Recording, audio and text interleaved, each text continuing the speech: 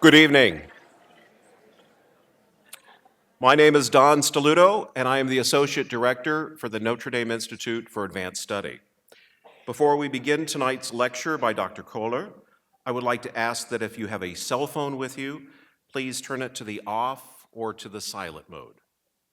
If you have a camera with you, please refrain from any flash photography during the lecture.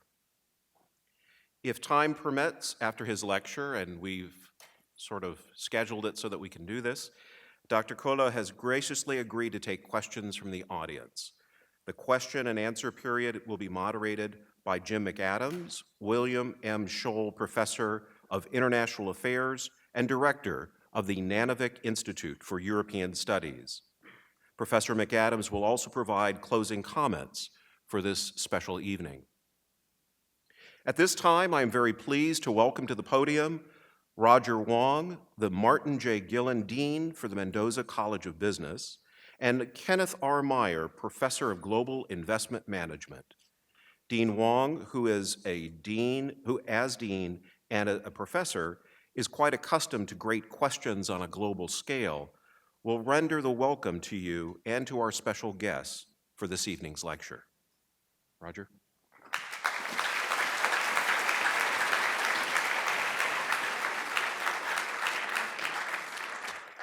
Thank you, Don, and thank you to all of you for coming to tonight's special event here. Welcome to the beautiful Jordan Auditorium and to the Mendoza College of Business. It is a great pleasure to welcome you, and here our mission is to challenge students and ourselves to ask more of business and to understand business as always been in service to the greater good. The distinctive mission is one we likewise apply to what we do outside the classroom. We are committed to the principles that business should be part of the solution for major issues, and that the human community always come before the business community. As a Catholic business school, we strive to be challenged and inspired by the moral imperatives of our faith. It is therefore an honor to welcome Dr. Koehler as our guest and our speaker for this evening. This auditorium at this university is a fitting venue for Dr. Koehler, whose many decisions and actions in global finance and political leadership have been guided by moral imperatives and focus on the common good. Shared goals and pursuits, the eradication of poverty, and debt relief for the poorest countries of the world. Welcome, Dr. Koehler. We are honored to have you with us this evening, and we are very interested in your lecture, Citizenship in the Global Age, Personal Reflections on a Political Conundrum. I would also like to welcome his distinguished wife, former First Lady Eva Louise Koehler. Mrs. Koehler has worked as a teacher and become one of the leading advocates in Europe for research into rare diseases. Since 2005, she has been the patroness of the German Alliance for Rare Diseases, a leadership position in which she advocates for patients and patient organizations, supports cooperations and information exchange between experts, and promotes increased research in rare diseases. I also extend my warm welcome to the daughter, Ulrike, who is currently a postdoctoral student in English literature at the Institute of English Studies in Germany. At this time, I'm very pleased to welcome to the podium Brett Gregory, the Dorothy G. Griffin Collegiate Chair and Professor of Finance and Director of the Notre Dame Institute for Advanced Studies.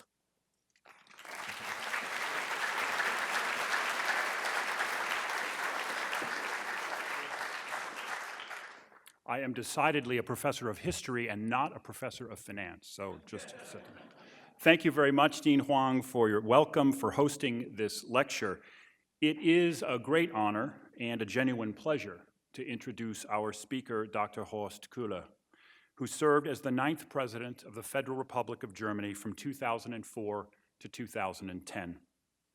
As a civil servant, a professional economist, a political leader, and an international diplomat, Dr. Koehler has distinguished himself through a lifetime of dedicated service guided by a commitment to the common good not only of his fellow German citizens, but of his fellow human beings around the world. After earning his doctorate in economics and political science at the University of Tübingen in 1976, President Koehler began his public service in Germany's Ministries of Economics and Finance. Starting in 1990, as State Secretary in the Ministry of Finance, Dr. Koehler negotiated and oversaw the monetary integration of the former East German Democratic Republic in a newly reunited Germany. In addition, he was responsible for negotiating and managing the withdrawal of the 480,000 Soviet troops stationed in the GDR before 1989, and served as chief negotiator for the Maastricht Treaty of the European Monetary Union, as well as the personal representative of German Chancellor Helmut Kohl for the World Economic Summits. On the world stage, Dr. Koehler has repeatedly demonstrated his commitment to improve human lives in ways consistent with values and ideals shared by the University of Notre Dame. In 1998, as president of the European Bank for Reconstruction and Development in London, Dr. Koehler sought to bolster democracy and a market economy in Eastern European states previously under Soviet control. Starting in 2000, as the managing director of the International Monetary Fund, he worked to resolve financial crises in several countries, to diminish poverty in Africa, and to institute reforms through which the IMF would do more to alleviate material deprivation. He steered the IMF toward debt relief for the poorest African countries, seeking to foster their macroeconomic stability. He also approached globalization with an eye toward its effects on human flourishing, or the absence thereof, seeking a more robust partnership between Europe and the African continent. Significantly, and not by accident, Dr. Koehler's success has derived from his consistent adoption of two practices to which we at Notre Dame are also deeply committed: sustained engagement in civil dialogue and careful consideration of the ethical dimension of our actions, knowing that neither economics nor the pursuit of profit are independent of morality.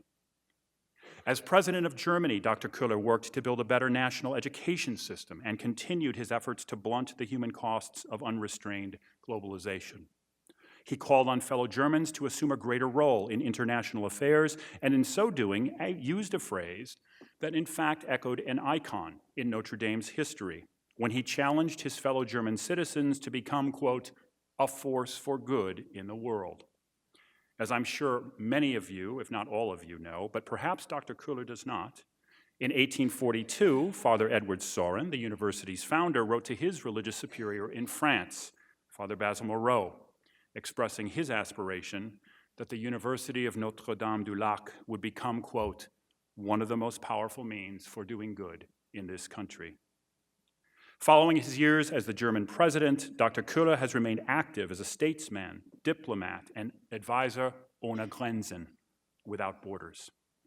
In 2012 and 2013, he served on the International Advisory Board established by United Nations Secretary General Ban Ki-moon to devise a global development agenda beyond 2015. Last year and this year, he co-chaired with Kofi Annan a special panel of the African Development Bank devoted to its new strategic priorities. Most recently, earlier this year, Dr. Koehler was appointed by the current United States Secretary General Antonio Guterres as his personal envoy for the Western Sahara, the responsibilities for which Dr. Koehler will take up immediately following his departure from Notre Dame. We are privileged to have with us today a man who will not simply speak about citizenship in a global era, but will do so from the experience of having been himself an exemplary global citizen in many different capacities, in many different places around the world, over more than 4 decades, and with such manifold success. There are literally few others in the world better qualified to deliver a lecture entitled Citizenship in a Global Age, Personal Reflections on a Political Conundrum. Please join me in welcoming Dr. Horst Koehler.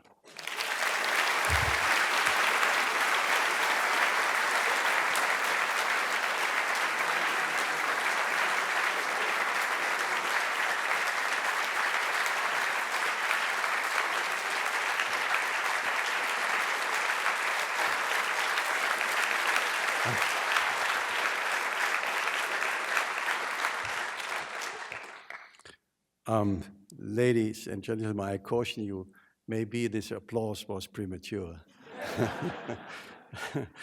Dear Brett Gregory, dear James McAdams, thank you, both of you, for hosting me and my family here at Notre Dame. Dear Roger Wang, ladies and gentlemen, but first and foremost, dear students of Notre Dame University. If you look at the big picture of history, it is not a matter of course that I am speaking here today. A few hundred years ago, it would have been unthinkable that a Protestant speak at a Catholic university.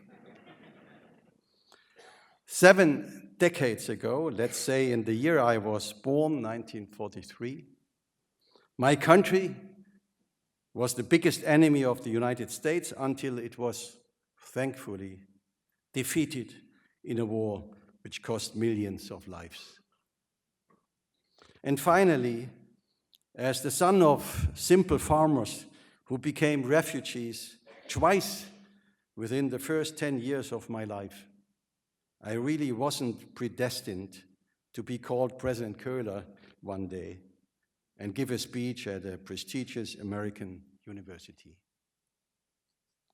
And yet, I'm here. And none of you seem to want to go for my throat because I'm a Protestant or because I'm German. None of you seems to question my legitimacy to speak because I wasn't born into a family of wealth or nobility or fame. All of this, if you look at the big picture of history, is not a matter of course. None of it should be taken for granted. Times have changed, and they have changed for the better. Humanity has made progress within the last few decades that would have been unimaginable for the grandparents of your grandparents. Statistically speaking, the species of Homo sapiens lives healthier, longer, and more peaceful lives than ever before. The average life expectancy improved more over the last 50 years than over the entire 1,000 years before.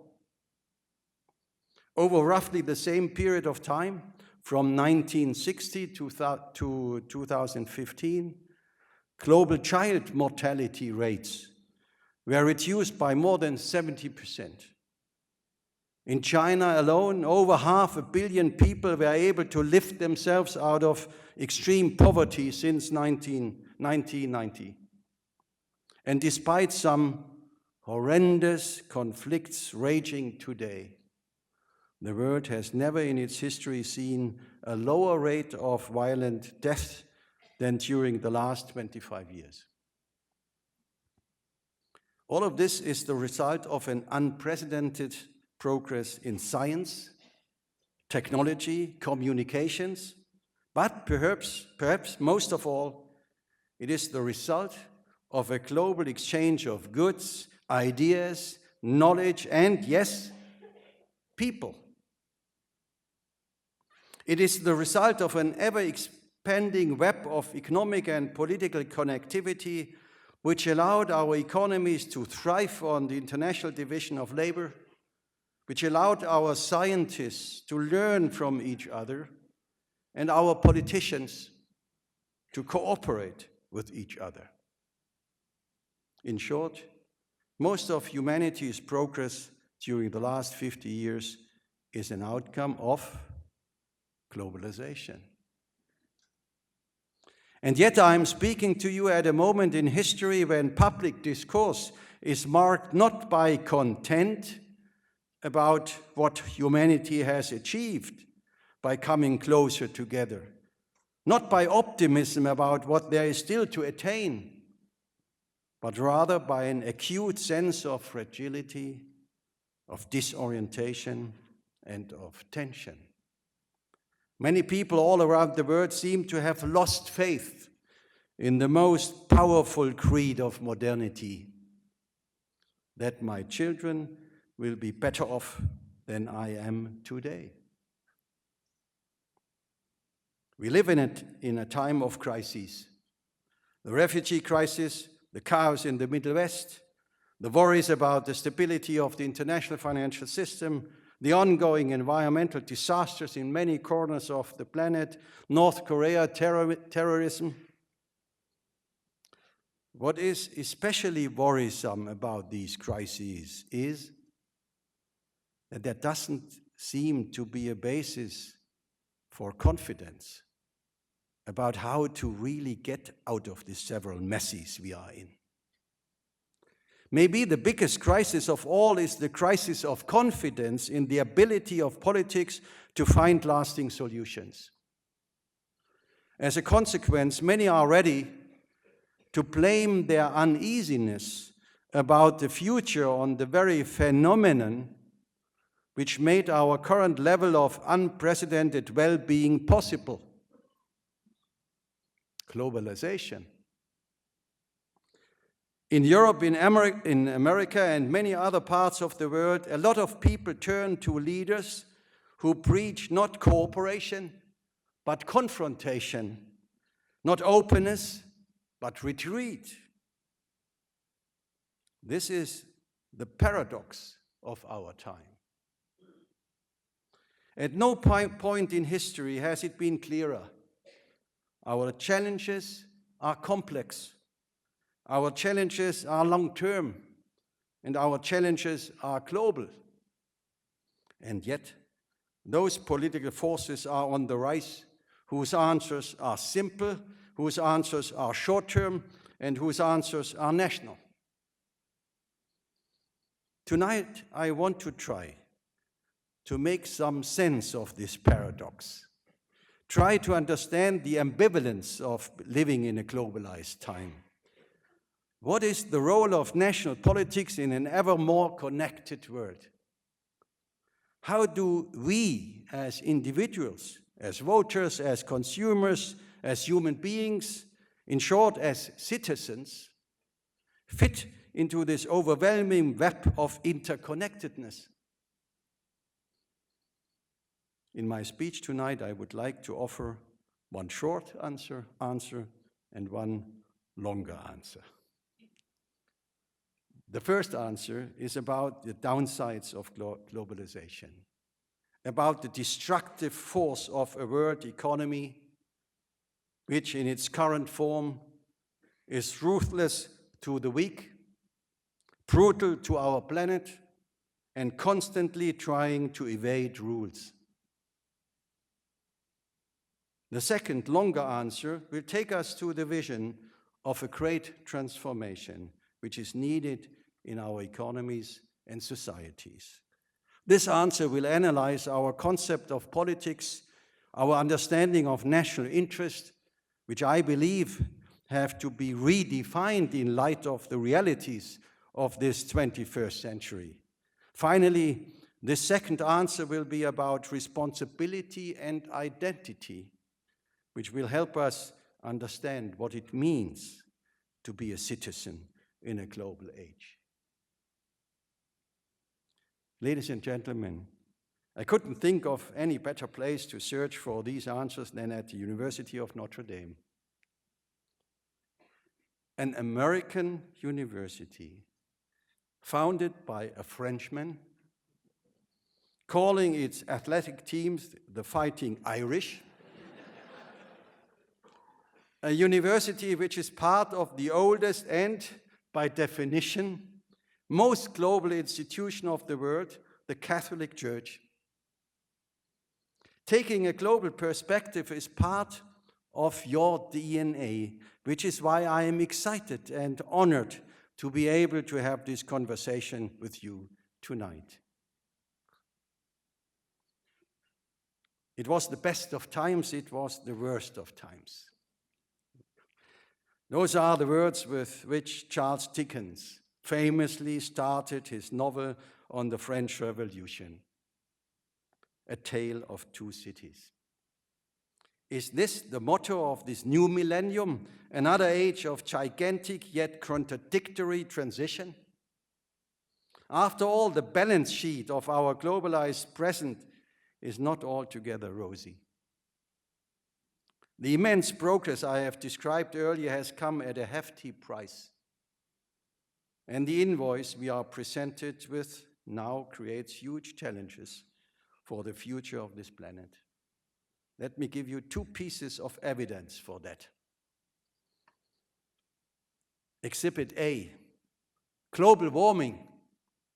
The current models of economic growth, which have brought the industrialized world extraordinary prosperity, are coming up against their limits. Nature does not allow us to grow the way we were used to. The warning signs can be breathed from New Delhi to Beijing. They can be felt from the Sahel zone to the Houston area. They can be seen on the mountain tops of the Alps and the glaciers of the Antarctic. The unrelenting burning of fossil fuels, a major driver of growth in the past, has increased the concentration of greenhouse gases in our atmosphere to unprecedented levels. 15 of the 16 hottest years on record have been in this 21st century.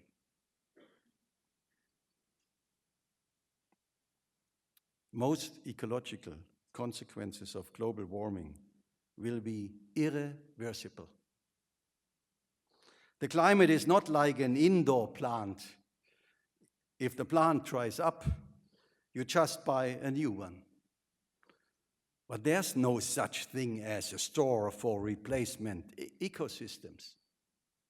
In many areas, we are approaching dangerous tipping points which, once crossed, may cause abrupt and irreversible changes to the Earth's ecosystem. That is, by the way, what makes fighting climate change unique. Politics and policies are confronted with a new quality of challenge. They need to meet concrete deadlines. You cannot ask the climate for an extension just because you failed to do your homework. You can't just make a deal with the climate. The method of buying time, which is so popular in politics, reaches its limits when it comes to global warming.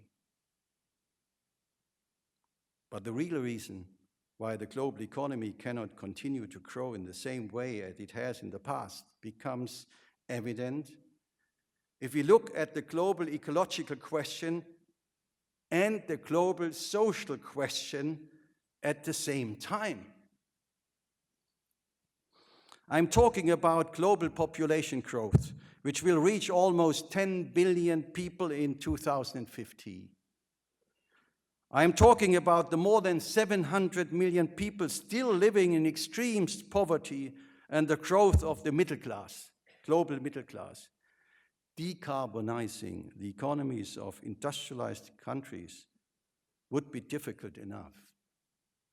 But at the same time, we must enable massive growth in poor countries, where people need hospitals, schools, streets, and electricity, where they need education, jobs, and incomes. After all, but which natural resources should feed this growth? That's a central question. After all, we are already pushing our planet's boundaries. If everybody consumed like we do in the US and in Europe, we would need several planets in reserve. Before I get to an answer, let me present you Exhibit B for the downside of globalization as we know it. Exhibit B, inequality. The Serbian-American economist Branko Milanovic helps us to understand who have been the winners and losers of globalization since 1990. While inequality between countries has been reduced, namely because in China and other parts of Asia, Poverty was reduced and a new middle class has emerged. Inequality within countries has actually increased. The big losers of globalization in relative terms have been the poorer 50% in industrialized countries who saw no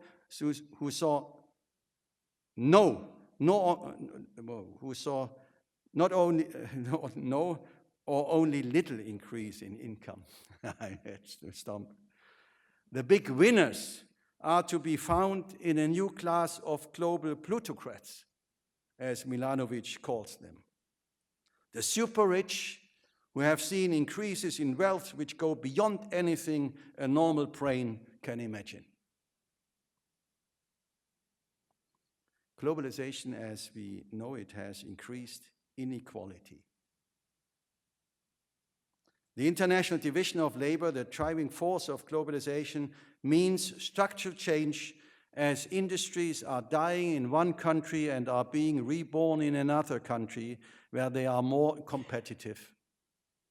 Digitalization and robotization are further accelerating structural change in industries and labor markets. This structural change is not bad per se, but it has to be managed. And in most industrialized countries, it hasn't been managed well. Too much time was lost clinging to the technologies and structures of the past instead of embracing those of the future. Furthermore, little attention has been paid to distributing the benefits of globalization within countries. But all of that is not an argument against globalization. That is an argument against badly managed globalization. Ladies and gentlemen, our globalized modernity has created a strange concurrence of construction and destruction. The contradictions of globalization are felt by people all over the world. Many are hurt by it, and many are rightfully angry because oftentimes those who are hurt the most have contributed the least to the problem. Climate change affects already today millions of people, nomads in the Sahel, inhabitants of Pacific islands, or farmers in the Andes. These are certainly not the culprits for global warming. Inequality as a result of badly managed structural change in industrialized countries like the US or Germany or France hits those the most who have the least influence in political decision-making. So, yes, I can understand that people are angry at globalization, that they are unsettled by its contradictions. The speed and profoundness of the changes in the last decades are overwhelming for many. It is a world where politics seems to have lost control in many areas, and people have the feeling that control over their own lives is slowly slipping away. But you know what makes me angry? It makes me angry to see charlatans exploiting people's anxieties for their own political gain. They will make life harder for exactly those people they are pretending to defend. All the populists have in common that they do not offer real alternatives. After all, it is no coincidence that the rising stars of the extreme right in Europe and the US deny man-made climate change. When they are confronted with a problem which very obviously cannot be solved by a nation-state alone, the problem is declared to be non-existent. Summing up my first answer, no, globalization has not been all good, but it can be made better. It can be made better. And this leads me to my second answer. Taking seriously the uneasiness of people requires taking seriously the challenges of globalization and the challenges which this planet as a whole is facing. Demonizing globalization altogether doesn't solve any problem, but instead creates a multitude of others. To make globalization work for all, we must not ignore its complexities and contradictions, but face them. To make it better, we must not ridicule international cooperation, but embrace it. What does that mean for our understanding of politics and for our understanding of citizenship? Ladies and gentlemen, you still remember the list of crises that I mentioned at the beginning of my speech. I believe that all these crises are manifestations of an ambivalent globalization, and they all have one thing in common. They cannot be solved by any nation state alone. Yet most of our national politics still fails to grasp that very fundamental reality of the 21st century, a reality which makes this century so different from all before. Interdependence. Interdependence. The world is our neighbor, and most of our neighbors' problems will eventually become also our own. The world has witnessed this during the financial crisis, when the failing housing market of a single country caused a global recession of gigantic proportions. We have witnessed it in the Middle East, where a chain reaction triggered by ill-advised interventions like in Iraq or in Libya has led to a massive refugee crisis and 890,000 refugees flowing into Germany in the year 2015. We witnessed it during the Ebola crisis, where a deadly virus in West Africa put hospitals all over the world in high alert. And when a country like China thinks about a quota for electric mobility, car manufacturers from Germany to the US frantically try to understand what that means for their business models. The list could go on and on. Policies pursued at one end of the globe have an effect on the other end. From that perspective, there's almost no policy, no political strategy which could correctly be described as purely national.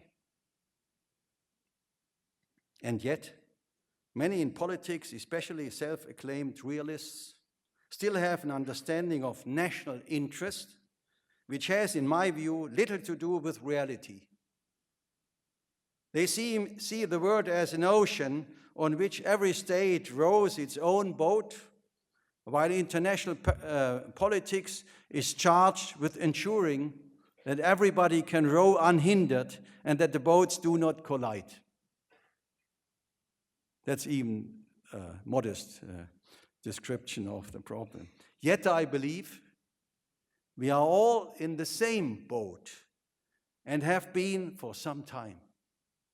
But so many people in the boat are so busy defending and taking care of their own oars that nobody can or wants to deal with the leak that is plain for all to see in the middle of the boat.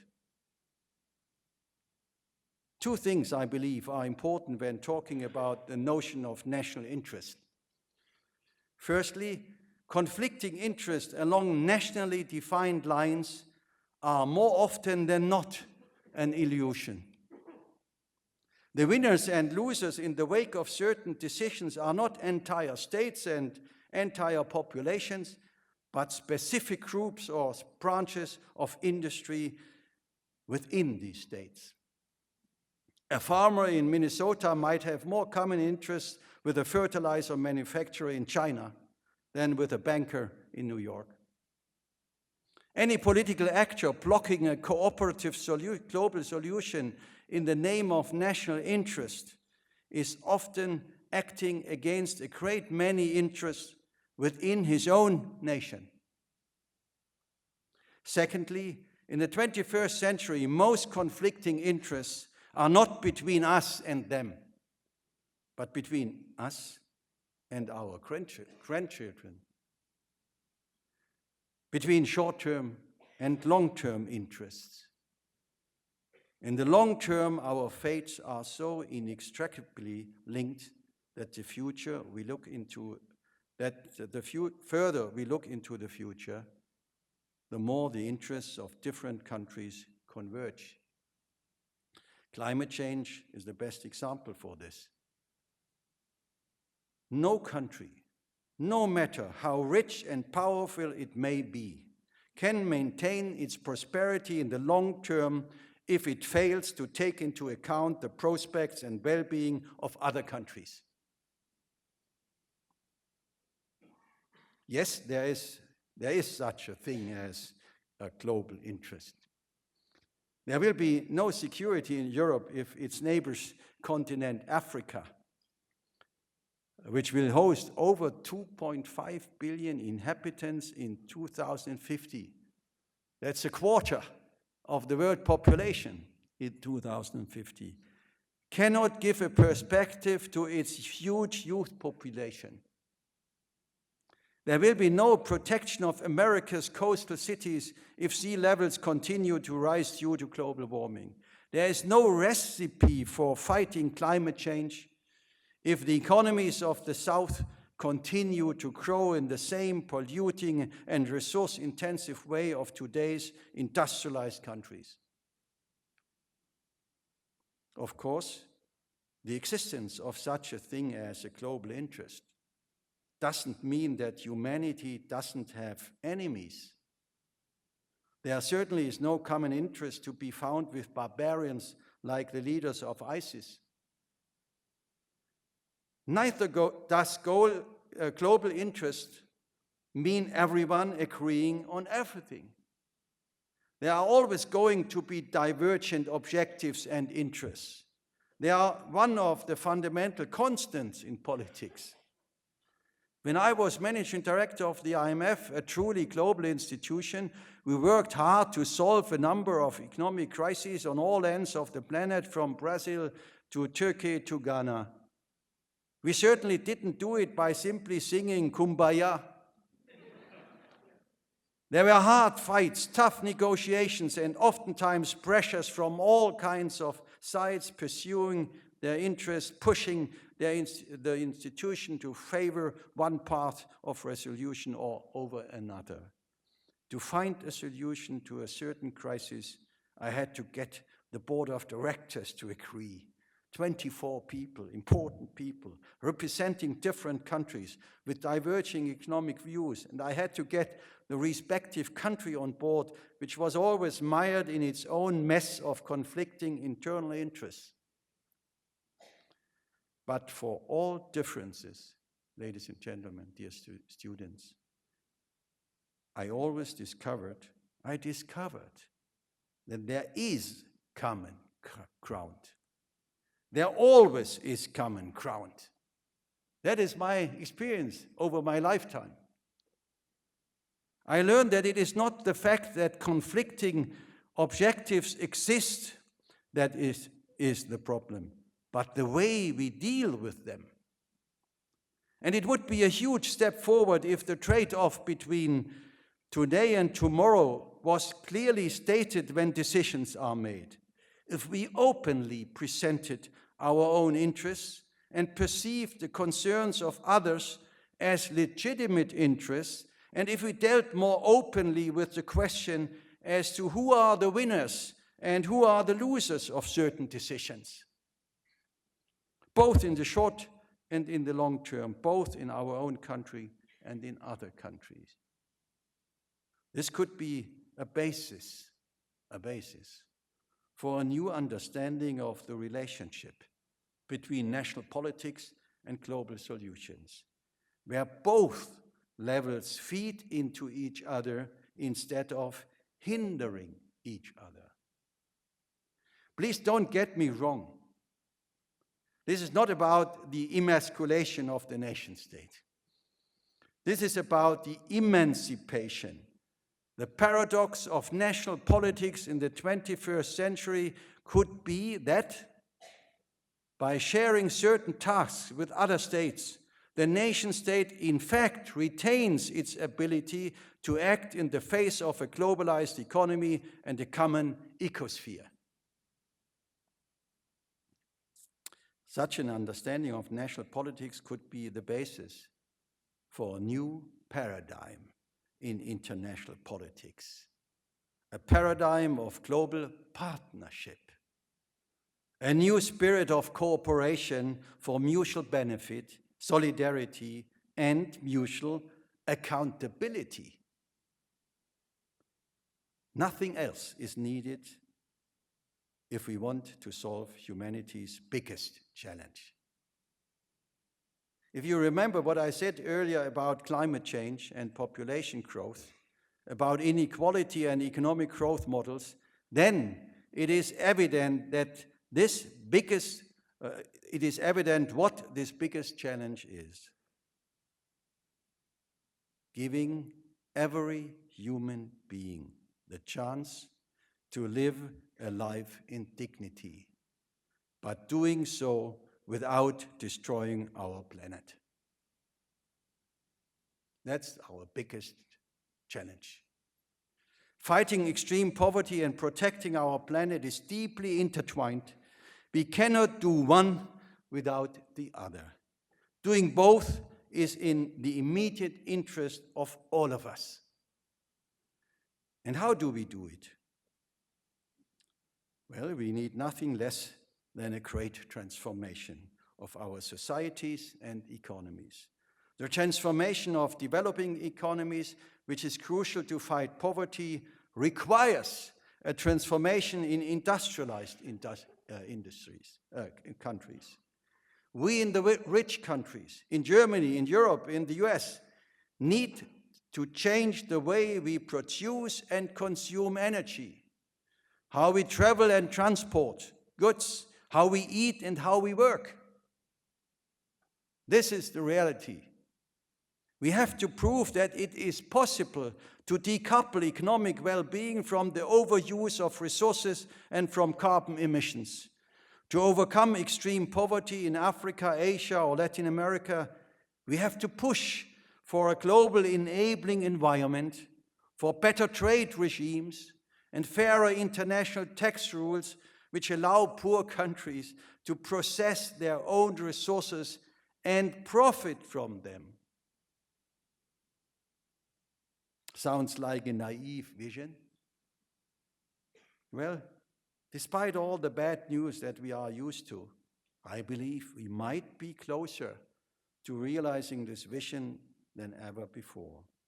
From today's point of view, it is almost a miracle what happened 2 years ago in New York and in Paris. I'm talking about the United Nations 2030 Agenda for Sustainable Development and the Paris Agreement on Climate Change, which both were agreed on in 2015 by all members of the United Nations, all members of the United Nations. The core of the 2030 Agenda is a list of 17 goals which humanity wants to achieve by the year 2030. It brings together the economic, ecological, and social dimension of human development. A universal agenda that requires change in the north and in the south, in the east and the west. Taken together, these two agreements present a powerful political orientation for the great transformation. We want to be the first generation to end extreme poverty and the last generation to be threatened by climate change. That's the vision. Both agreements show that it is possible for all countries on earth to come together, to discuss and to define a way forward despite different interests.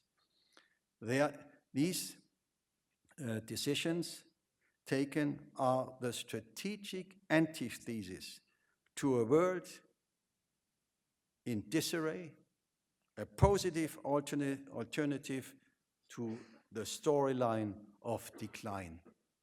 Both agreements are also a reminder how important the United Nations is in this interdependent world.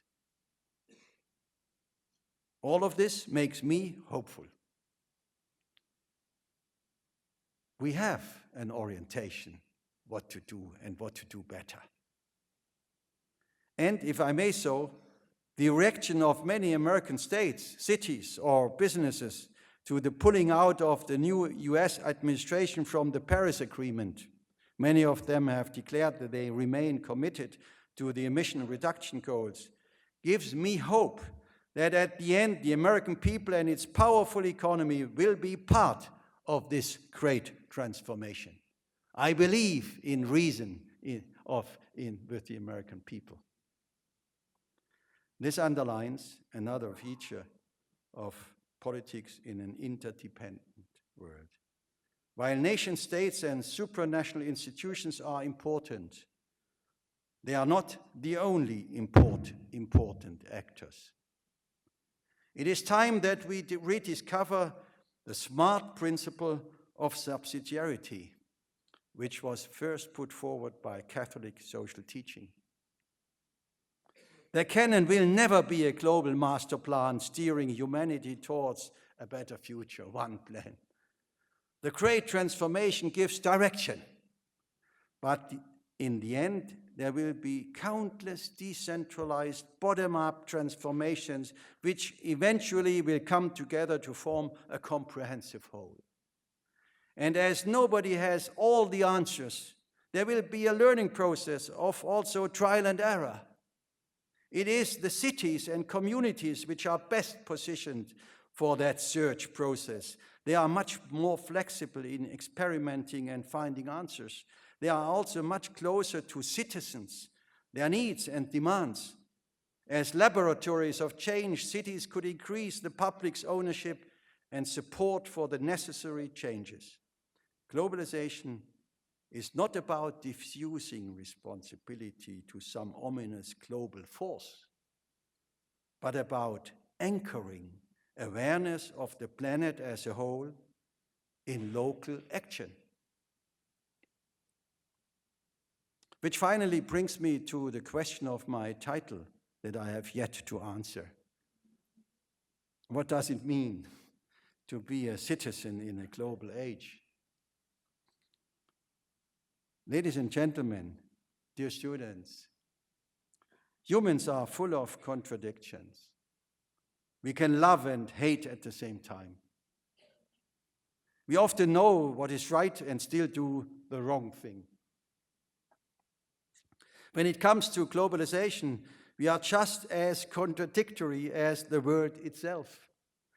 We give to charities to help poor people in faraway countries, but when those people finally manage to find a decent income, we complain about jobs being shipped overseas. We are concerned by climate change, but not quite scared enough to make any changes to our own lifestyles, contributing to it. We enjoy algorithms making our laptops faster, but not algorithms replacing our jobs. We love high interest rates on the money in our pension funds, but we hate the consequences of a financial sector spiraling out of control because it took too many risks. Politics is a reflection of these inherent human paradoxes. Politics stands for all our conflicting needs, hopes, and fears. Democracy is an attempt to reconcile all these different interests coexisting within our societies. What makes the great transformation so difficult is that we do not only need to balance and reconcile these different interests in our societies of the present, but also across time and space. Politics in an interdependent age needs to consider the interests not only of the citizens of a specific nation state, but also of those living in other parts of the world. How is this possible if those legitimizing political decisions are only the citizens of that specific nation state? Furthermore, our democracies think in terms of electoral cycles. Elections legitimize political decisions. This is the very foundation on which our system is built. The problem is, however, that policies are made and legitimized at a point in time when their long-term effects were not felt yet. This is why our systems encourage short-term solutions instead of long-term ones. So every generation has to live with the consequences of policies made before them, policies which they had no say in. What does this mean in times of irreversible climate change? To make a long story short, our democratic systems are bound by time and space, and yet the solutions which our democracies produce must transcend exactly those boundaries. That's the challenge. This is the core of the dilemma which makes politics in an interdependent age so challenging. And this is why being a citizen in a global age is so challenging, because there simply is no system, no democracy, no dictatorship, no socialism, no capitalism, which would be able to automatically, inherently, magically produce the perfect solutions for the planet as a whole and for the future generations. And there simply is no system which could make the painful contradictions of human existence go away. There's only us. There's only us. It's up to each and every one of us, as individual citizens, as voters, as consumers, as professionals, as friends, to make decisions each and every day which are responsible. Nobody is a saint, and we all have our share of contradictions, and yet we live in the best of times with unprecedented physical comfort and health, and so we shouldn't shy away too easily from confronting the responsibilities that come from living in this global age. The German-American philosopher Hans Jonas has described this responsibility already in 1979, when he wrote about the imperative of responsibility. I quote, "Act so that the effects of your action are compatible with the permanence of genuine human life on earth." Das ist das Prinzip Verantwortung in German, the imperative of responsibility. What does that mean concretely in an age where the level of resource consumption in our Western societies could not, by the laws of nature, be adapted by all inhabitants of this earth? What does it mean? I'd like to quote another German-American philosopher, quote, since universal applicability is the principle of modern ethics, the realization that our lifestyle is not universally applicable can, by modernity's own yardstick, mean nothing other than that it is immoral. It's tough stuff. I repeat this sentence. Since universal applicability is the principle of modern ethics, the realization that our lifestyle is not universally applicable can, by modernity's own yardstick, mean nothing other than that it is immoral. End of quote. The philosopher who wrote this is my respected friend, your very own Professor Vittorio Hösle. I'm really like very much that you are here. I'm honored that you are here, Professor Hösle. By the way, Professor Hösle might be the smartest German alive, and I'm honored and grateful that he brought me back to Notre Dame. Vittorio Hösle then reminds us of the inconvenient truth that there is a structural hypocrisy in the way we in the rich countries are living our lives. And without going further, because I am not a theologian, I have a hunch that the concept of structural sin could be a spiritual equivalent of that truth. This realization should not make us downtrodden and resigned, but should rather encourage us to reconsider some of our lifestyle choices. It's not impossible. Earlier this year, a team of scientists from 4 American universities calculated that if every American made just one straightforward change to their diet, namely substituting beans for beef,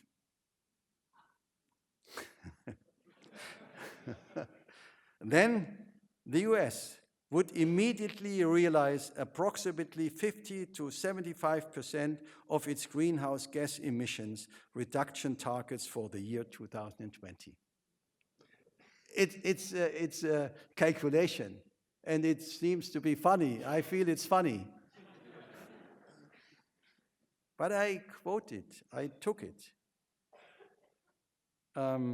Because I do think we should always reflect not only in the big philosophies, but in very concrete terms. Now, before anybody gets the chance to write the headline, Koehler says, eat beans, not beef. Let me assure you that I don't want to take your beef away. But this example shows that meaningful action to tackle climate change or being respectful of the Brazilian rainforest, which is still brutally locked to make space for raising the beef we eat, does not need to be policy-driven. Instead, our daily consumer choices and as much as a single dietary change can go long ways and paint a clear path towards our global responsibilities. This doesn't mean living one's life as a kind of perpetual Lent. More often than we think, the good choice is also the economic choice. I have read that 50% of Americans drink bottled water regularly.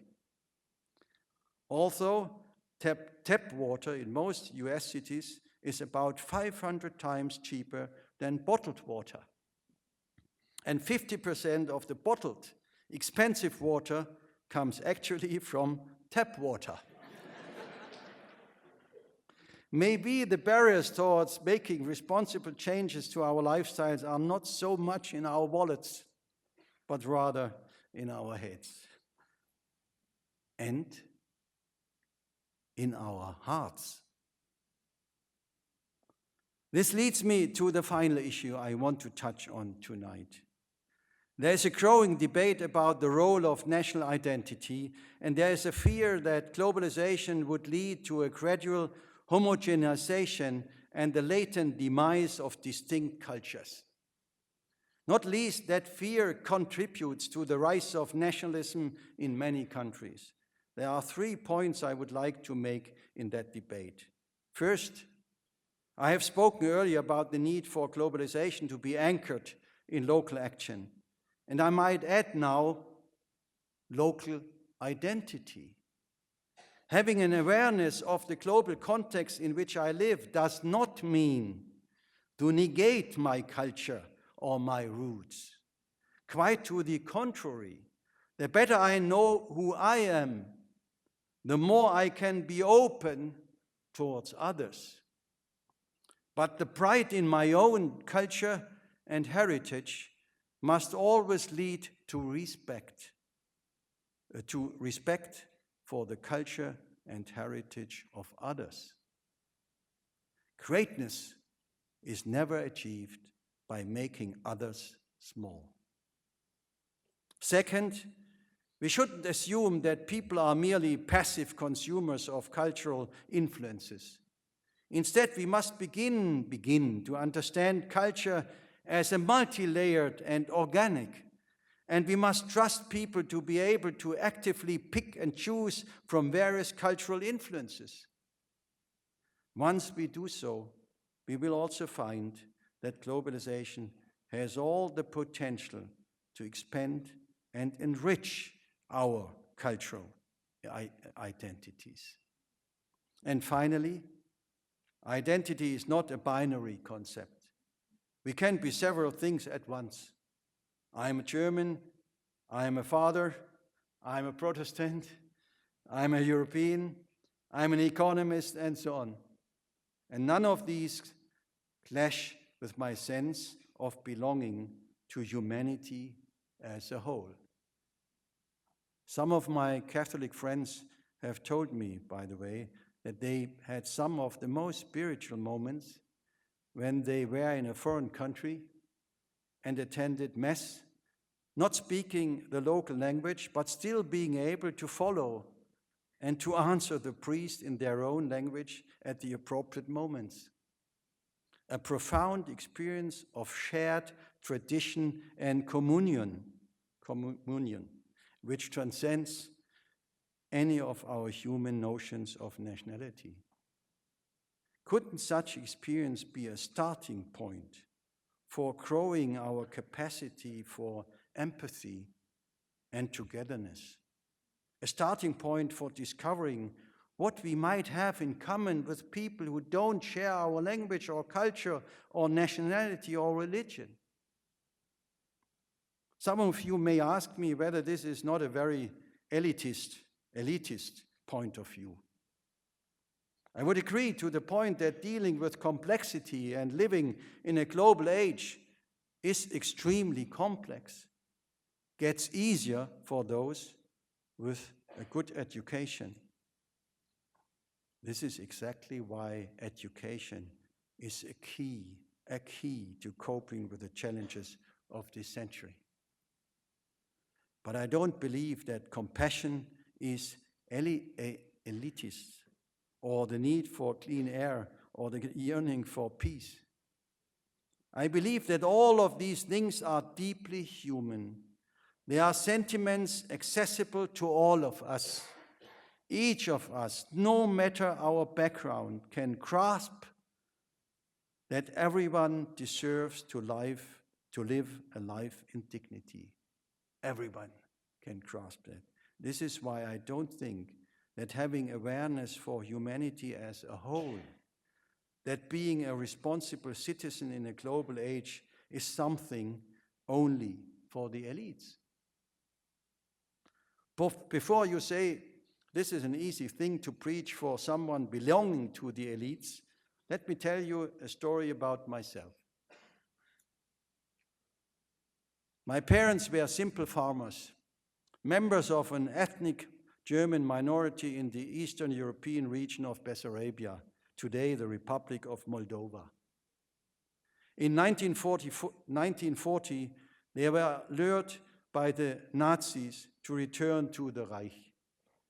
Instead of a glorious new beginning on German soil, they had to spend 2 years in a transition camp in Austria and were then sent to Poland as part of a sick plan to Germanize this region.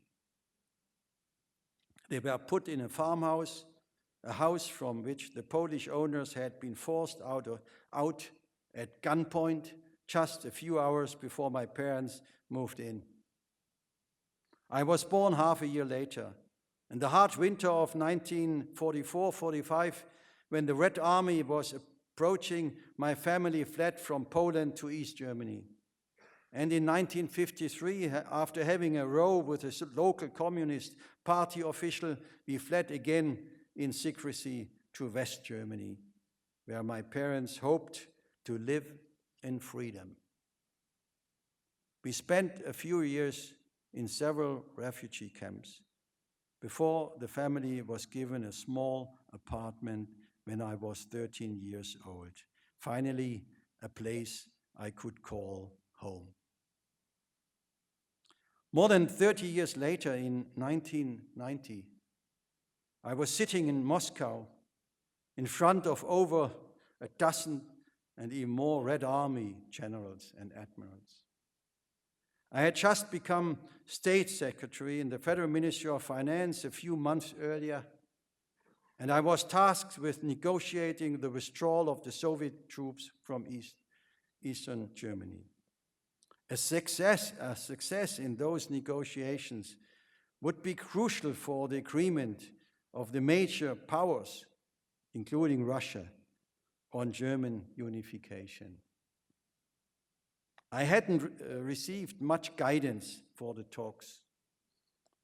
Chancellor Helmut Kohl had given me just one direction, and I learned how important this direction was.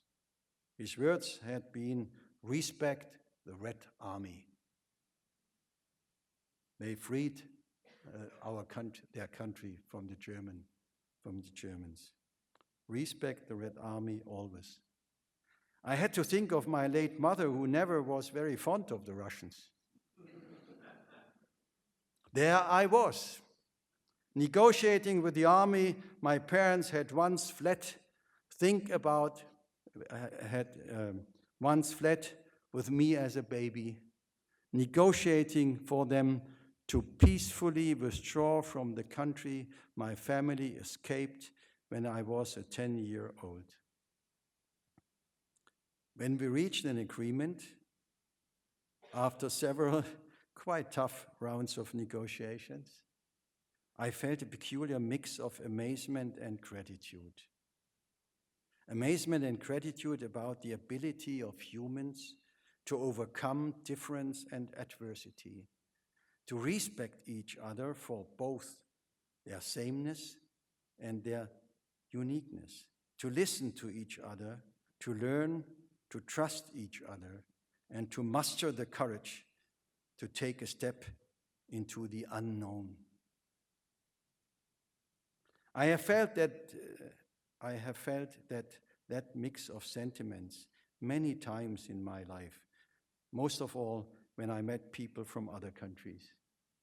I felt it when I looked in the face of national leaders who had to make the difficult decisions of accepting an IMF program or not. I felt it when I spoke as German president with Holocaust survivors in Israel. I felt it meeting African women who raised their children with unimaginable perseverance and dignity, despite all this extreme poverty. I'm also feeling it today, amazement and gratitude. Having spent several days at this great institution, meeting a lot of curious young people, I liked it very much, their curiosity, and some inspiring professors. All of you have shown a level of curiosity, of openness, and of caring about the challenges of our times that has impressed me deeply.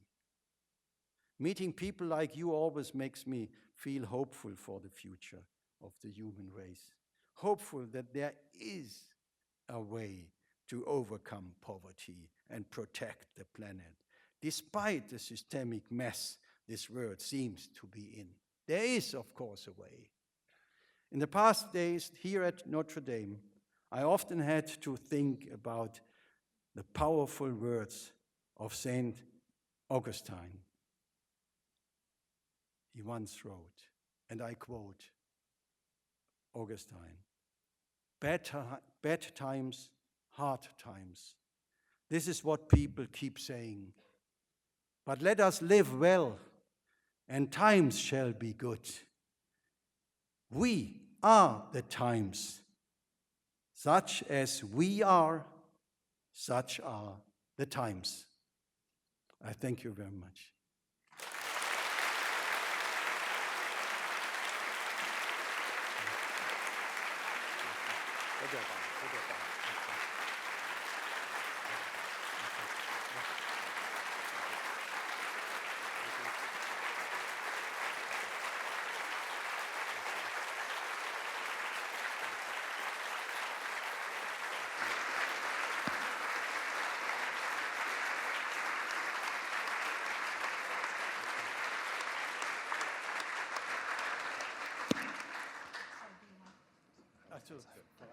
It's the only microphone I have. So, the Notre Dame student body.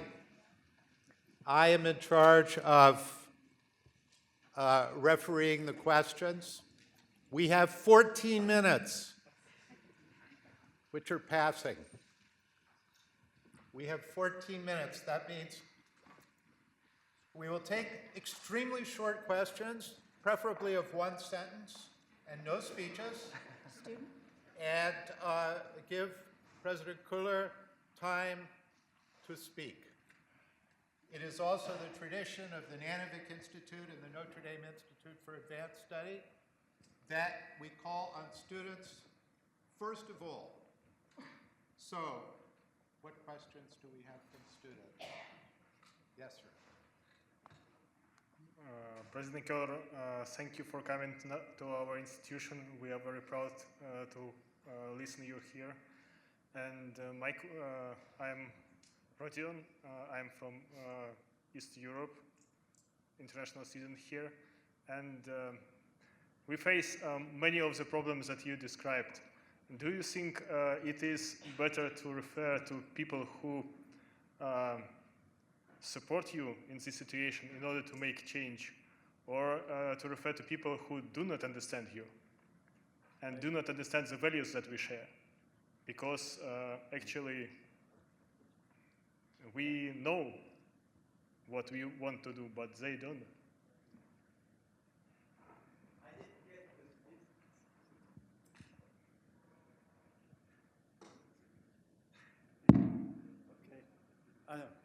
Yeah, well, to be honest, I'm invited, I'm honored to be here, and I'm sure there are also people here who will not agree with everything I have said.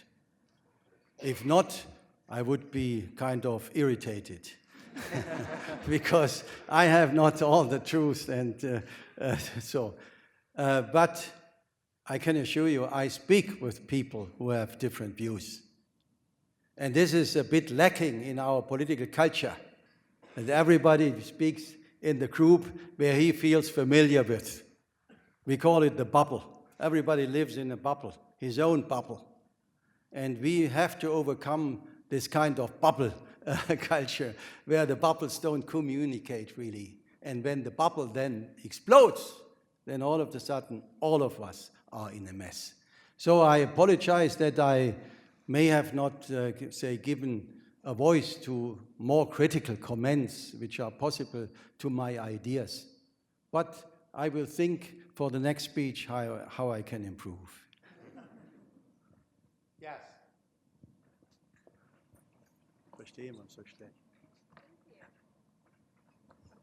Hi, I'm a labor lawyer from India, and I represent workers in the global supply chain. We have found it very, very easy to work with German coalitions, be it of brands or trade unions of NGOs. Where does that consciousness come from? Because it is lacking in the rest of the world. And the second question is that more than globalization, don't you think capitalism is a challenge to diversity everywhere just because of its need to create homogeneous consumers across the globe?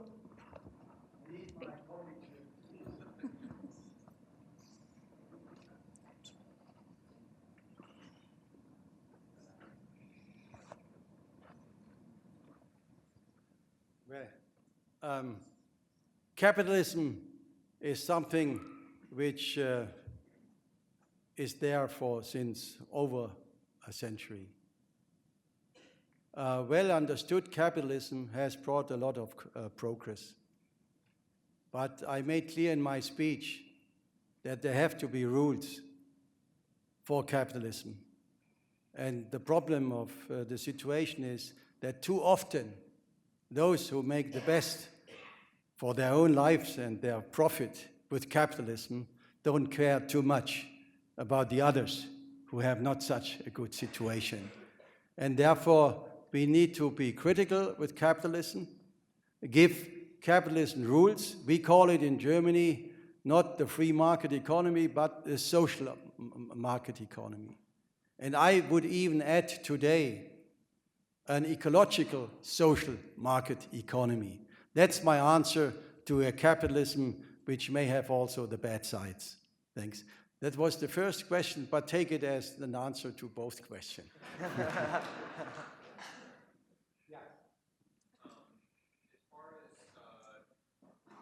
Populism and far right go. A lot of these conversations are happening on Facebook and social media, as well as in the news media.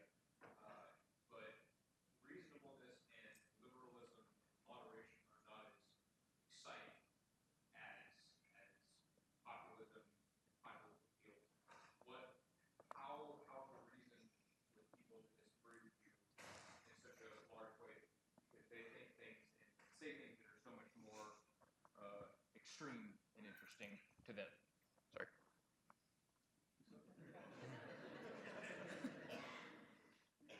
So I understood the question that, say, the Facebook discussion about the status of the world is more lively, more interesting than such kind of speech I just gave.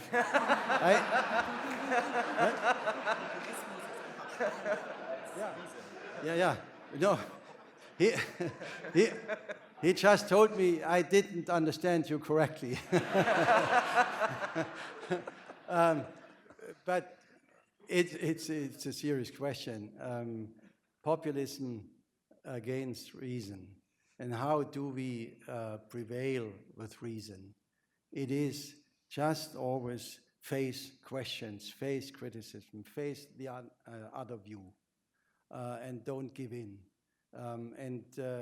I have, in principle, I'm optimistic when I look to you here, getting to know the young people, the students. I don't want to be paternalistic, young people and the old guy.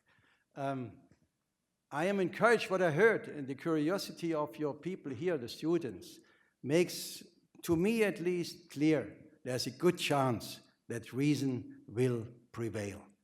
And you should take it as a kind of your mandate, the youth, to fight for reason against populism. Okay? Thank you. Yes. Hi. I am an Irish alum. I was conceived in Ireland, but born in the United States. I routinely house international students who I think make the world a better place. But I'm really challenged, as all the many parts of my person, as we all are. Is it more important in a global community? If it were a movie and you were the representative of the Martians and I were the representative of the Earth, is it more important that I come under the banner of an Earthling or as a citizen of the United States? When do we grow in a global world? When is it more important to be human or to be a citizen of any nation? That's where I think the confusion, at least for me, lies. Thank you so much.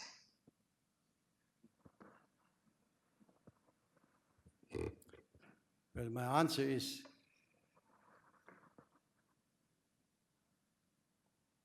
we are always humans, and therefore humanity for humans is beyond a nation. That's my personal position.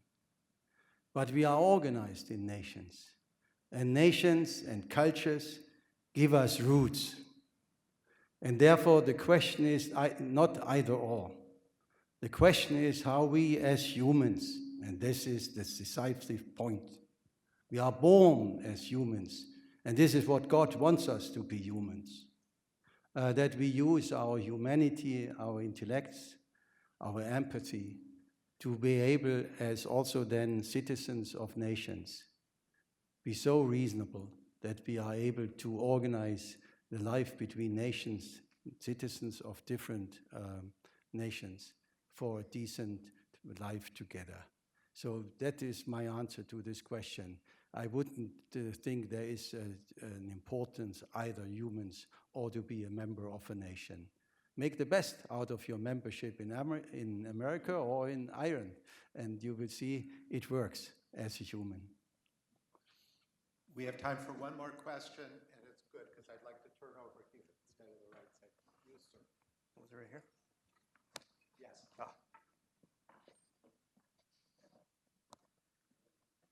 How, in practice, do we balance national sovereignty, people trying to do what's best for them versus making small sacrifices that make the world better? You used the example of beans and beef. How do we decide when we need to enact policy that might cause us to sacrifice things we like for the betterment of the world?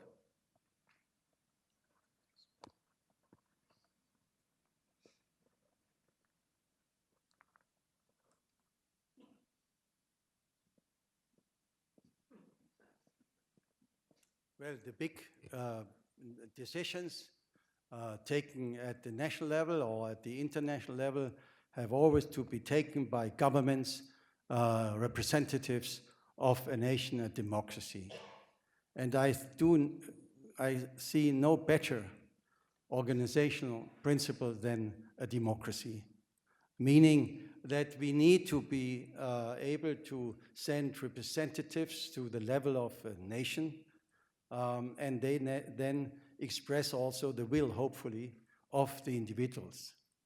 But I try to say that if there is not an understanding of citizens, that they are also in charge for their own life, that's responsibility, then whatever they decide at the level of a government or international institutions, it will not work.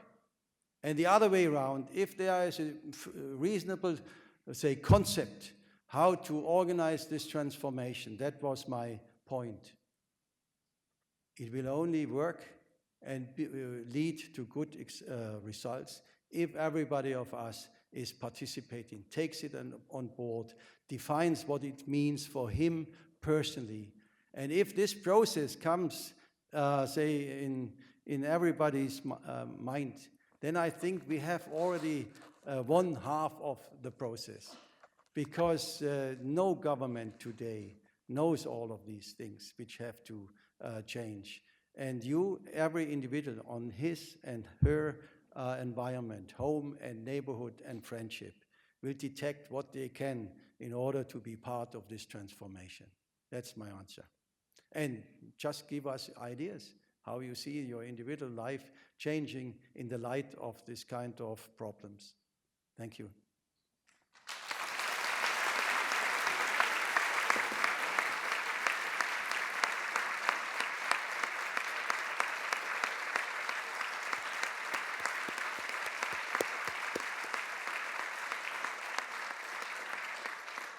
President Koehler, I'm really at a loss for words after listening to your words. When we invite people to Notre Dame, when we invite prominent people to Notre Dame, we always think about who has the experience. And a lot of people have experience. And then we think about who has the wisdom. And maybe fewer people with experience have the wisdom. But because we are Notre Dame, we also ask ourselves, who has heart? And you mentioned heart in your lecture beautifully. And we like to believe that at Notre Dame, heart, human heart, is all part of what we call the Notre Dame family, that we are people with compassion, people with a heart, people who want to make the world better. And so, to put it simply, I would like to welcome your wife, your daughter, and you to the Notre Dame family.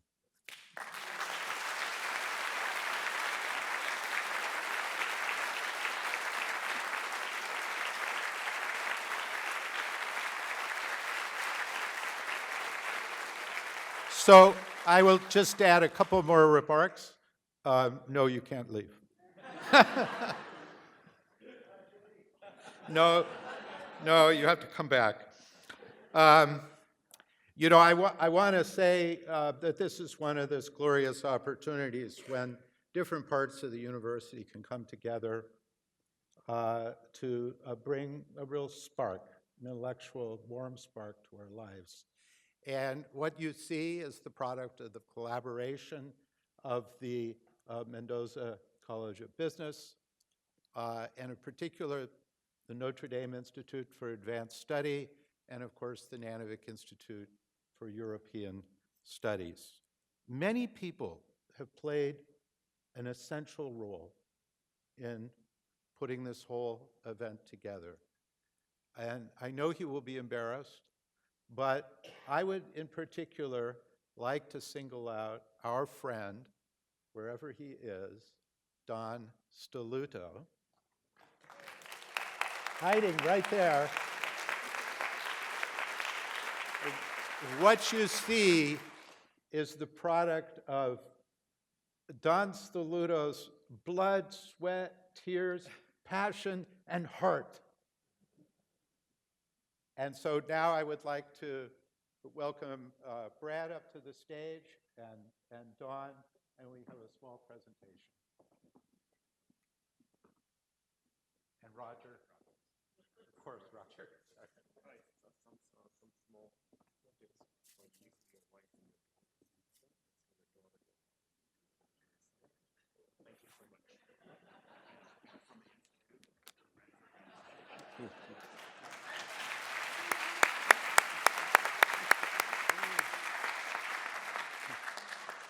Well, I would like to say, on the one hand, I feel it's like almost Christmas.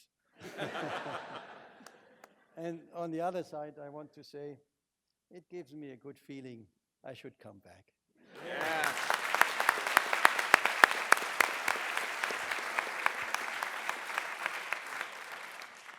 President Koehler, at this time, the Nanovic Institute for European Studies and the Notre Dame Institute for Advanced Study would like to present you with a gift in appreciation for your being a part of the campus this week and for sharing with the university community your thoughts, your compassion, your humor, your inspiration, and even time with your wonderful family. The gift that we have for you is a very special gift. In April of 1879, the University of Notre Dame's main building was destroyed by fire, and the university's founder, Father Edward Sorin, oversaw that summer the rebuilding of a much larger replacement building, the current main building. It's known to many simply as the Golden Dome. Gold as a color can represent wealth for some, but gold also symbolizes accomplishment, higher ideals such as wisdom and understanding, knowledge, spirituality, generosity, and the sharing of our gifts with others. May this artwork, which represents and displays the Golden Dome, be for you a reminder of your visit this week, of the indomitable spirit of the people of this place, and that, like you, we also value wisdom, understanding, spirituality, generosity, and join in that responsibility for sharing our gift with others. This work of art was made not by machines, but by a local artist, by her hands. It therefore has an artist's touch and an artist's imperfections.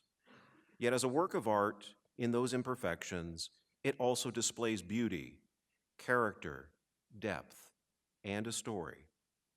For several decades, you have witnessed many of the imperfections to be found in humanity, and your story, just a sliver of your personal story, is that compelling story.